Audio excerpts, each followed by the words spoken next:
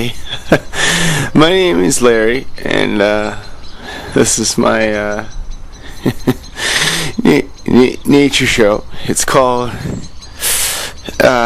Nature Stalker is what it's called. Well, here we go.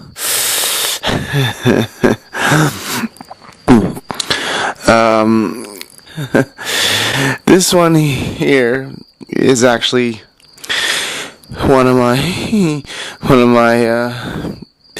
favorite species here. It's it's not like a worm. It doesn't really look like a worm that much, but it doesn't really it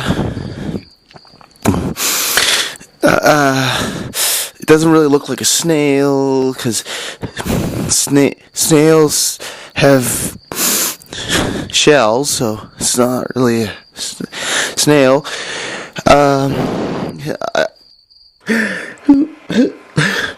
Who put this?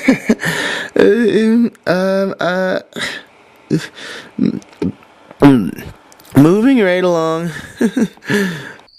It likes the rain, I guess. It really likes the rain.